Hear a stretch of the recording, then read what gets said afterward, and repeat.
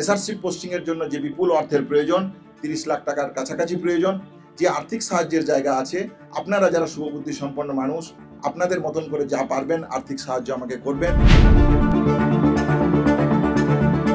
টাকা তোলার যে দায় সেটা কোনোভাবেই আমাদের নয়। West Bengal junior doctors front doctor Aniket মাহাতোর সাথে সম্পর্ক ছিন্ন করার সিদ্ধান্ত নিয়েছে। আরজিকর আন্দোলন যত পুরনো হচ্ছে ততই যেন বিতর্কের সম্মুখীন হচ্ছে। আরজিকর আন্দোলনের অন্যতম মুখ ডক্টর অনিকেত মাহাতো তিনি 1 জানুয়ারি সাংবাদিক বৈঠক করে স্পষ্টত জানিয়ে দিয়েছেন যে West Bengal junior doctor front থেকে তিনি সরে আসতে চাইছেন, এবং আজ ওয়েস্ট বেঙ্গল জুনিয়র ডক্টর ফ্রন্টের তরফ থেকেই আজ সাংবাদিক বৈঠক করে জানানো হয়েছে ওয়েস্ট বেঙ্গল জুনিয়র ডক্টরস ফ্রন্টে অর্থাৎ আমাদের সাথে কোনো আলোচনা ছাড়াই, আলোচনা না করেই নিয়েছেন, কিন্তু সেটা একান্তই ব্যক্তিগত সিদ্ধান্ত, কাজেই এই নিয়ে আমরা আর কিছু বলতে চাই।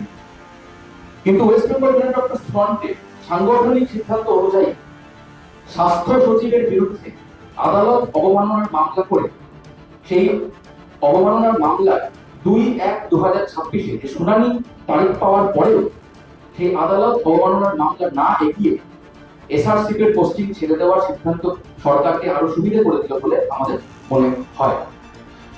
এছাড়া ব্যক্তিগত এসআর পোস্টিং এর বন্ড অর্থাৎ 30 লক্ষ টাকা তিনি যেভাবে ক্রাউড ফান্ডিং এর মাধ্যমে তিনি জোগাড় করতে চাইছেন এবং বিভিন্ন সমাজ মাধ্যমে চেয়েছেন, তা ওয়েস্ট বেঙ্গল জুনিয়র ডক্টরস ফ্রন্টে সাংগঠনিক সিদ্ধান্ত নয় এবং আমাদের ওয়েস্ট বেঙ্গল জুনিয়র ডক্টরস ফ্রন্টের সাথে কোনোভাবেই যুক্ত নয়।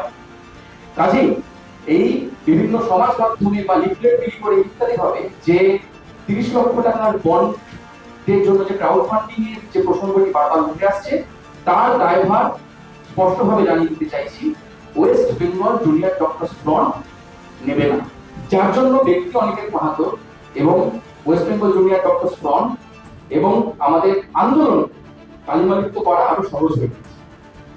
কাজেই সার্বিকভাবে এই সিদ্ধান্তগুলি আমরা আন্দোলনের ক্ষতি হিসেবে মনে করছি। West Bengal junior doctors front doctor Aniket মাহাতোর সাথে সমস্ত রকম সাংগঠনিক সম্পর্ক ছিন্ন করার সিদ্ধান্ত। 31 ডিসেম্বর তিনি আমাদের সংগঠনে পদত্যাগ পত্র আমাদের গ্রুপের বিতরণ করেন এবং তারপর আমাদের সিদ্ধান্ত হয় 1 জানুয়ারি সন্ধ্যে 7টার সময় আমাদের একটা জিবি ডাকা হয় এবং সেই জিবিতেই পুরোটা আলোচনা হয়ে একটা সমাধান উঠে আসবে বলে আমাদের ধারণা ছিল। কিন্তু আমাদের খুব আশ্চর্য করে দিয়ে সেই দিনকেই মিটিং 7টায় ডাকা হয়েছিল। দুপুর 3টে 3:30টার সময় সহযোদ্ধা অনিকেত তিনি সেটি সমাজ মাধ্যমে প্রকাশ করে দেন। এবার এই বিষয়টি তিনি কেন করেছেন, কি উদ্দেশ্যে করেছেন, সেটা তো আমাদের পক্ষে বলা একেবারেই সম্ভব নয়, স্পেকুলেট করাও ঠিক নয়। একটা তো যে আলোচনার কোনো জায়গা তিনি রাখেন, দ্বিতীয় তার কিছু কাজ আমাদের সংগঠনের নীতি বিরোধী বলে মনে হচ্ছে, আন্দোলনের স্পিরিটের বিরোধী বলে মনে হচ্ছে। ফলত এই যে ক্রাউড ফান্ডিং নিয়ে যে বিষয়টা তিনি এটা সম্পর্ক এবং এটা আমাদেরও মতামত, আমাদের সাংগঠনিক বক্তব্য, এটা আমাদের সাথে কোনো আলোচনা কিন্তু তিনি করেন। ফলত এইভাবে একটা ক্রাউড ফান্ডিং করা নিজের ব্যক্তিগত বন্ডের জন্য সেইটা আমাদের ঠিক মনে হয়। এবার দেখুন সেটা ঠিক মনে না হওয়া তিনি যদি সংগঠনে নাই থাকেন আমরা তো বলার কোনো জায়গায় নেই। আমরাও সেই জায়গাতেই জানাতে চাই যে এই যে টাকা তোলার যে দায় সেটা কোনোভাবেই আমাদের নয়, আমাদের সাংগঠনিকভাবে আমরা এই দায় থেকে মুক্ত হতে চাই। টাকার পাটটা শুধুমাত্র কোনো কাজে লাগার জায়গাটা হলে বা সার্বিক কাজের জন্য হলে ঠিক থাকে, কিন্তু কোনো ব্যক্তির বিশেষের কাজের জন্য হওয়াটা সঠিক মনে হয়নি আমাদের, তাই আমরা ওই জায়গাটা অপোজ করেছি। আন্দোলন না মতবিরোধ, আরজিকর আন্দোলনের বিচারের তাগিদেই তৈরি হয়েছিল এই West Bengal junior doctor front, আর এখন এই জুনিয়র ডক্টর ফ্রন্টই বিতর্কের সম্মুখে।